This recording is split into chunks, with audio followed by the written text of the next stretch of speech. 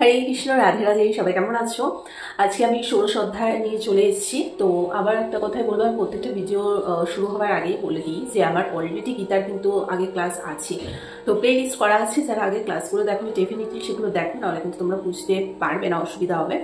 So আজকে ষোড়শ অধ্যায় স্টার্ট করবো। আজকে শ্লোক সংখ্যাও খুব কম, 24টা মতো শ্লোক সংখ্যা আছে, তাড়াতাড়ি ভিডিও হয়ে যাবে। তাহলে স্পিড বাড়িয়ে তাড়াতাড়ি করে দেওয়ার চেষ্টা করবো, যাতে তোমাদের বুঝতে বা তোমাদের শুনতে কোনো রকম অসুবিধা না হয়। কারণ মানুষ এখন এত ব্যস্ত, তো তাই মানে অন্যান্য জিনিস দেখতে গেলে তাদের ঘন্টার পর ঘন্টা চলে গেলে অসুবিধা হয় না। ঈশ্বর কেন্দ্রিক কোনো কিছু ভিডিও টিডিও দেখতে গেলে তাদের প্রচুর সময় অপচয় হয়ে যায়। তো তার জন্য আরও শর্টে আমি স্পিড বাড়িয়ে চেষ্টা করবো ভিডিওটাকে করে দেওয়ার। এবং যারা দেখছো অবশ্যই কমেন্ট করে জানিও যে তোমাদের কীরকম লাগছে। তো আজকের অধ্যায়টা তোমরা একটু দেখে নাও। যাদের কাছে বই আছে, যাদের কাছে নেই তারা আমার শ্লোকটা শোনো। চলো, ষোড়শ অধ্যায়ের নাম হচ্ছে দৈবাসুর সম্পদ বিভাজ্য। ঠিক আছে, চলো শুরু করি। পরমেশ্বর ভগবান বললেন, শ্লোক 1 থেকে 3 আছে, ঠিক আছে, ফার্স্টে মানে 3টে শ্লোক একসাথে আছে, 1 থেকে 3 পর্যন্ত। পরমেশ্বর ভগবান বললেন, হে ভারত, দিব্যভাব সমন্বিত ব্যক্তিদের মধ্যে ভয়শূন্যতা, সত্যার পবিত্রতা, পারমার্থিক জ্ঞানের অনুশীলন, যোগ সাধন, দান, আত্মসংযম, যোগ্য অনুষ্ঠান, বৈদিক শাস্ত্র অধ্যয়ন, তপশ্চর্যা, সরলতা, অহিংস, সত্যবাদিতা, ক্রোধশূন্যতা, বৈরাগ্য, শান্তি, পদদর্শী, সমস্ত জীবে দয়া, লোভহীনতা, মৃদুতা, লজ্জা, অচপলতা, তেজ, ক্ষমা, ধৈর্য, সহ্য, মাৎসর্যহীনতা, অভিমান শূন্যতা, এই সমস্ত দিব্য গুণগুলি দেখা যায়। আমি এক এক করে বলছি, একটু বড় ছিল, যেহেতু 1 থেকে 3 অব্দি শ্লোক ছিল, একটু বড় ছিল, একটু ধৈর্য সহকারে শোনো। অর্থাৎ কি বলেছে, যারা সত্য ধর্মে নিয়োজিত, সত্য কর্মে যারা নিয়োজিত, আমরা 3টে গুণ করেছি, সত্য, রজতম, যারা সত্য গুণ সম্পন্ন তারা মুক্তির পথে অগ্রসর হয়। হ্যাঁ, যারা রাজস্বিক এবং তামসিক কর্মের সাথে যুক্ত আছে তারা কখনোই মুক্তি লাভ করতে পারে না। আচ্ছা, এই অধ্যায় ভগবান দেবতাদের মানে দৈবিক কি প্রকৃতি এবং অসুরের কি প্রকৃতি সেগুলি নিয়ে আলোচনা করবেন। পিতামাতা যদি দিব্যগুণ সমন্বিত সন্তান কামনা করে, তাহলে তাদের মানব জীবনের জন্য অনুমোদিত 10টি সংস্কার মেনে চলতে হবে। ভগবদ্গীতাতে আমরা আগেই পড়েছি যে সুসন্তান লাভের জন্য স্ত্রী পুরুষের মধ্যে যে যৌন মিলন, তা শ্রীকৃষ্ণ স্বয়ং। যৌন মিলন যদি কৃষ্ণ ভাবনাময় হয় তাহলে নিন্দনীয় নয়। যারা কৃষ্ণ ভাবনাময় তাদের অন্তত কুকুর বিড়ালের মতো সন্তান উৎপাদন হয় না। এমন সন্তান উৎপাদন করা উচিত যারা জন্মের পরে কৃষ্ণ ভাবনাময় হবে, সেটি কৃষ্ণ ভাবনায় নিমগ্ন পিতামাতার সন্তানরূপে গ্রহণযোগ্য সৌভাগ্য। এছাড়া দান, আত্মসংযম, সংকীর্তন, অহিংসা, পরনিন্দা থেকে মুক্ত ইত্যাদি গুণগুলো দৈবগুণ। অর্থাৎ এটাই বলেছে দৈবগুণগুলো কি কি হয়ে থাকতে পারে, যখন পিতামাতারা মানে মিলিত হচ্ছে সন্তানের জন্য, ঠিক আছে, তখন তাদের সবসময় কিন্তু ঈশ্বরের সাধনা তাদের মধ্যে করতে হবে, শ্রীকৃষ্ণের নাম জপ করতে হবে পেটে থাকাকালীন মাকে, এবং পেট থেকে বেরোনোর পরও কিন্তু সবসময় শ্রীকৃষ্ণ সম্বন্ধীয় সমস্ত তথ্যগুলি দিতে হবে, মানে বাচ্চাগুলোকে সেই শিক্ষা দিতে হবে। তবেই তোমার সেই সন্তান জন্ম কিন্তু সার্থক, না হলে তো কুকুর বা বিড়াল ছাগলে পরিণত হবে। আমরা বলি না যে মানে ছেলেটা পুরো মানে ফালতু হয়েছে, এই হয়েছে, মা বাবার শিক্ষাই ঠিক না, তাহলে সন্তানকে দোষ দিয়ে তো কোনো লাভ নেই।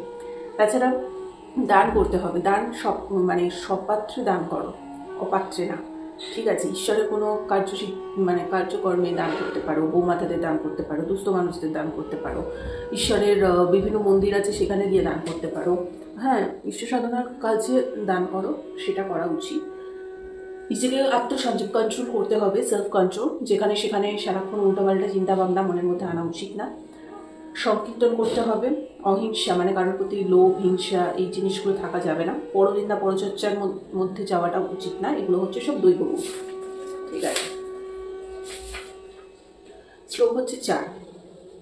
হে পার্থ, দম্ভ, সর্প, অভিমান, ক্রোধ, রূঢ়তা ও অজ্ঞান, এই সমস্ত গুণ আসরিক ভাবাপন্ন ব্যক্তিদের লাভ করে। মানে এখানে কি বলেছে, আসরিক ব্যক্তিরা সবসময় নরকেই যায়। এই মানুষরা খুব তুচ্ছ ব্যাপারে অত্যন্ত ক্ষুব্ধ হয়ে ওঠে, একটা কিছু বললাম কি বললাম না, রেগে ফায়ার, এবং খুব বাজেভাবে গালিগালাজ দিয়ে কথাবার্তা, মানে তারা মানুষের পর্যায়ে পড়ে না, তাদের মধ্যে কোনো নম্রতা নেই, ঠিক আছে। এই সমস্ত আসরিক গুণগুলি মাতৃগর্ভে তাদের শরীর গঠনের সময় গ্রহণ করে থাকে, তারা যতই বড় হয়, মানে একদমই মানে এইসব মানুষেরা খুবই নিজেদের নিয়ে অহংকারী হয়, আর তারা মানে সবসময় তাদের নিয়ে সবাই কথা বলুক সেটা ভাবে। আর এটা কীভাবে হয়, মাতৃগর্ভে যখন থাকে তাদের মা বাবারও সেরকমই হয়, এবং তার মারা কখনোই ভগবানের কথাবার্তা বাচ্চাদেরকে শ্রবণ করায় না, শ্রীকৃষ্ণের নাম কীর্তন করে না। ইনফ্যাক্ট সন্তান বড় হবার মানে মানে এই পৃথিবীতে আসার পরও কিন্তু মানে ঈশ্বর সম্বন্ধে কোনো কিছু জ্ঞান প্রদান করে না। সো তাহলে তো সন্তান সেরকমই অসুরের মতোই হবে, তাই না? এখানে তো একটা সন্তানের কোনো দোষ থাকে না, সবটাই থাকে তার পিতামাতার ওপর। তারা চাইলে দৈব গুণ সম্পন্ন করতে পারে, তারা না চাইলে আসরিক গুণ সম্পন্ন করতে পারে, সবটাই মা বাবার উপর ডিপেন্ড করে। শ্লোক হচ্ছে 5। দৈব সম্পদ মুক্তির অনুকূল আর আসরিক সম্পদ বন্ধনের কারণ বলে বিবেচিত। মানে তারা সহজেই এই জড়জগৎ থেকে মুক্ত লাভ করে ঈশ্বরের কাছে চলে যেতে পারেন, দৈব সম্পদ মানে দৈবিক গুণ সম্পন্ন যারা রয়েছে। ঠিক আছে, হে পাণ্ডব, তুমি শোক করো না, কেননা তুমি দৈব সম্পদ সহযোগে জন্মগ্রহণ করেছো। এখন সবার মনে প্রশ্ন আসবে যে তাহলে অর্জুন যুদ্ধ করে কিভাবে দৈব সম্পদ সম্পন্ন হলো? কারণ সে তো কাউকে হত্যা করছে, তাহলে তার মধ্যে তো সেই হিংসা টিংসাগুলোই আসছে। তাহলে সে আসরিক সম্পন্ন গুণ না হয়ে দৈব সম্পন্ন গুণ ভগবান কেন বলছে? কেননা অর্জুন আসরিক ছিল না।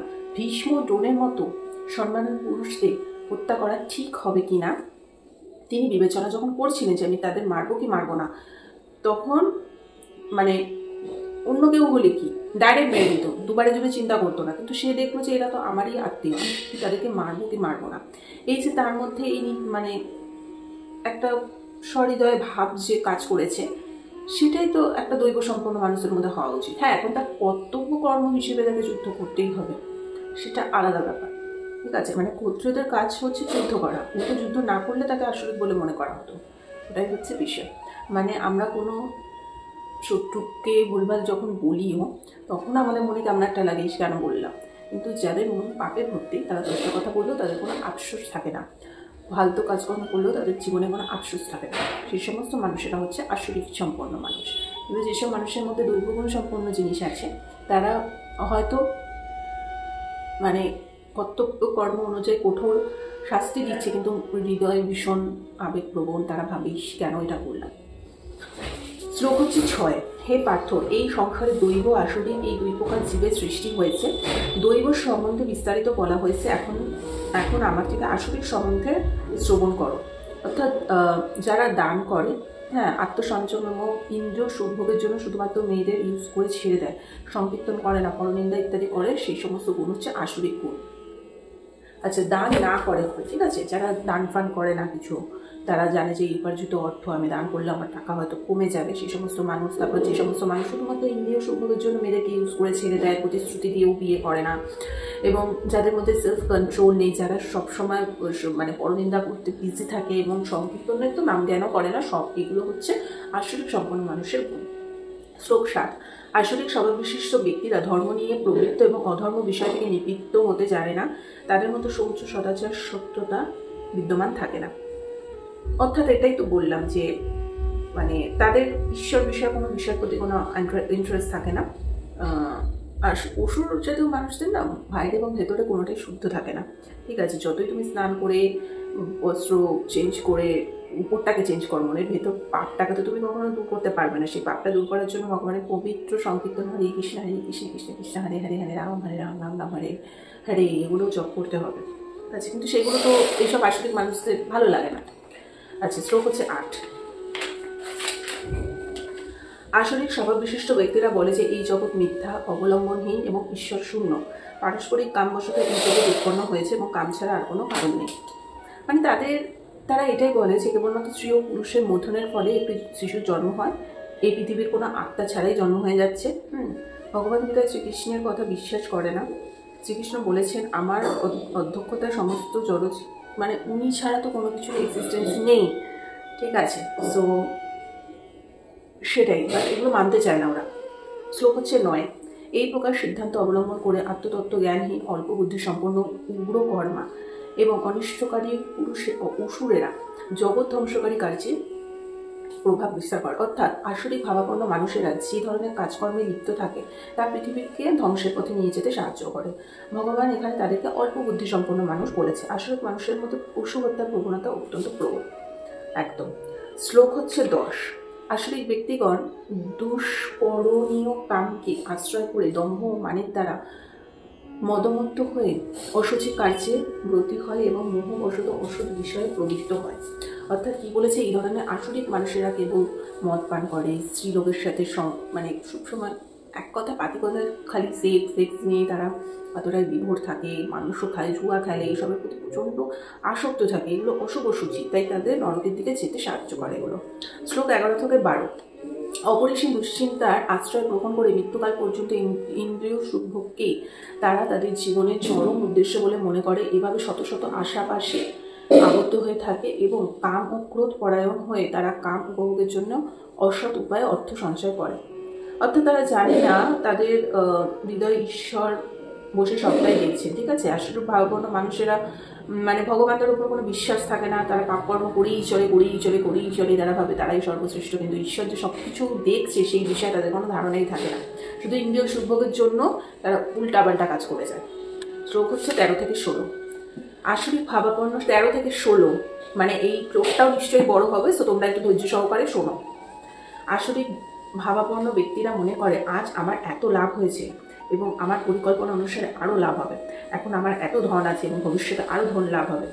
ওই শত্রু আমার দ্বারা নিহত হয়েছে, অন্যান্য শত্রুদেরও আমি হত্যা করব, আমি ঈশ্বর, আমি ভোক্তা, আমি সিদ্ধ, বলবান ও সুখী, আমি সবচেয়ে ধনবান এবং অভিজাত আত্মীয় স্বজন পরিণতি, আমার মতো আর কেউ নেই, আমি যোগ্য অনুষ্ঠান করব, দান করবো, আনন্দ করবো। এভাবে আসলে ভাবাপন্ন ব্যক্তিরা অজ্ঞানের দ্বারা বিমোহিত হয়, নানা প্রকার দুশ্চিন্তায় বিভ্রান্ত হয়ে এবং মোহজালে আবদ্ধ হয়ে কামভোগে আসক্ত চিত্ত সেই সমস্ত ব্যক্তিরা অসুচি নরকে পতিত হয়। অর্থাৎ এখানে বলাই আছে যে সমস্ত পাপ কাজগুলো তারা করে যাচ্ছে দিনের পর দিন, তারা ভাবছে বিশাল কিছু করে বেড়াচ্ছে, তারা ইনফ্যাক্ট যারা কালোবাজারি করে অবৈধ কাজকর্ম করছে সেটা তো পাপ কর্ম, তারা ভাবছে এই সমস্ত করে আমি প্রচুর ধন সম্পদ অর্জন করছি, এইভাবেই হয়তো তাদের দিন যাবে, কিন্তু তাদের নরকে আলটিমেটলি যেতে হয়। তবে ঠকিয়ে কেউ কোনোদিনও অসৎ পথে গিয়ে ভালো জায়গায় যেতেই পারে না। শ্লোক হচ্ছে 17। সেই আত্মাভিমানী, অনম্র এবং ধন ও মানে মদমত্ত ব্যক্তিরা অবিধিপূর্বক দম্ভ সহকারে নামমাত্র যজ্ঞের অনুষ্ঠান করে। মানে এই সমস্ত অসুরেরা কখনো কখনো নিজেদের নিজেদের ওই মানে কি বলে, নিজেদের আত্মশান্তির জন্য একটু যজ্ঞটজ্ঞগুলো ভগবানের একটু পুজো টুজো করে থাকে, ঠিক আছে। মানে আদতে মন থেকে তারা কোনো রকম করছে না, সমস্ত দেবদেবীকে কিছু না কিছু উদ্দেশ্যে তাদের কাছ থেকে যজ্ঞটজ্ঞগুলো করছে, যে ভগবান আমাকে এটা দাও, তার জন্য তোমাকে যজ্ঞ করছি, কিছু পাওয়ার লোভে তারা এই সমস্ত যজ্ঞগুলো করে থাকে। মন থেকে যে একটা শুদ্ধ মনে ঈশ্বরকে ডাকার জন্য, মনে একটু শান্তি পাওয়ার জন্য, পরিবারে সুখ শান্তি আসার জন্য যে যজ্ঞটজ্ঞগুলো করা হয়, ঈশ্বরের সাধনা করা হয়, সেই সবের কোনো নেই, সবই লোভ লালসা। আচ্ছা, শ্লোক হচ্ছে 18। অহংকার, বল, দর্প, কাম এবং ক্রোধকে আশ্রয় করে ওষুধের স্বীয় দেখে এবং অন্যের দেহে অবস্থিত পরমেশ্বর রূপে আমাকে দেশ করে এবং সাধুদের গুণেদের দোষারোপ হয়। আচ্ছা, এবার হচ্ছে শ্লোক 19। সেই বিদ্বেষী, ক্রূর এবং নরাধমদের আমি এই সংসারে অশুভ আসরি জনিতে অবিরত নিক্ষেপ করি। মানে আসলে মানুষেরা ভগবানকে যত অস্বীকার করে, তাই তারা পরবর্তী জীবনে পরমেশ্বরের ভগবানের ইচ্ছা অনুসারে নিজেদের ইচ্ছা অনুসারে তারা জীবন প্রাপ্ত করতে পারে না। কারণ আমরা যারা পুণ্যকর্ম করে থাকি, তারা ডাইরেক্ট ভগবানের কাছে চলে যায় বা ঈশ্বরের কাছে, মানে দেবদেবীর কাছে চলে যায়। কিন্তু যারা অসুর সম্পন্ন মানুষ, তাদের কি গতি হবে সেটা তো ঈশ্বরই ঠিক করে। তাই বারবার অসুর জনিতে তারা আসে এবং নরাধমেই তারা যায়। শ্লোক হচ্ছে 20। হে কুন্তি, জন্মে জন্মে অসুর জনি প্রাপ্ত হয়ে সেই মূঢ় ব্যক্তিরা আমাকে লাভ করতে অক্ষম হয় এবং ক্রমান্বয়ে আরও অধম গতি প্রাপ্ত হয়। মানে অসুর ভাবাপন্ন মানুষেরা জন্মান্তরে অসুর জনি প্রাপ্ত হয় এবং পরমেশ্বর ভগবানের কৃপা থেকে বঞ্চিত হয়ে তারা অধঃপতিত হতে হতে অবশেষে কুকুর, বেড়াল, শুকরের দেহ প্রাপ্ত হয়। হ্যাঁ, এখন মানে তর্কের ক্ষেত্রে অনেকে বলতে পারে, ভগবান যদি এই সমস্ত অসুরদের প্রতি কৃপা পরায়ণ না হয়, তাহলে তাকে কৃপা পরায়ণ বলা হয় কেন? উনি যে বলে যে ওনার থেকে সমস্ত জীবের সৃষ্টি হয়েছে, তাহলে উনি তো পক্ষপাতিত্ব করছে, কিছু মানুষের জন্য ভালো আবার এই অসুর মানুষদের জন্য খারাপ, এটা তাহলে ওনাকে সময়ে বলা হবে কেন? অনেকের মনে কোয়েশ্চেন আসতে পারে। কিন্তু বেদান্ত সূত্রে এটাই বলা হচ্ছে, ভগবান কিন্তু কাউকে ঘৃণা করে না। কখনো কখনো অসুরেরা পরমেশ্বর ভগবানের হাতে নিহত হয়, কিন্তু এভাবে ভগবানের হাতে নিহত হওয়াও একটা মঙ্গলজনক ব্যাপার। কজন ভগবানের হাতে নিহত হতে পারে এবং ওনার কাছে নিহত হওয়া মানে কিন্তু অনেক মঙ্গল করা, পুণ্য লাভ করা, ঠিক আছে। যেমন রাবণ, কংস, হিরণ্যকশিপু, বিভিন্ন কাহিনী আমরা পড়ে এসেছি, যারা ওনার হাতে বধ হয়েছে এবং তারা কিন্তু আলটিমেটলি মুক্তি লাভই করেছে। তো সেটাই হচ্ছে ব্যাপার, ঈশ্বরের হাতে মৃত্যু হওয়াও তো মানে চরম সৌভাগ্যের ব্যাপার। শ্লোক হচ্ছে 21। কাম, ক্রোধ ও লোভ এই 3টি নরকের দ্বার বলেই দিয়েছে, অতএব এই 3টি পরিত্যাগ করবে, কারণ তাদের মাধ্যমে আত্মার অধোগতি হয়। একদম।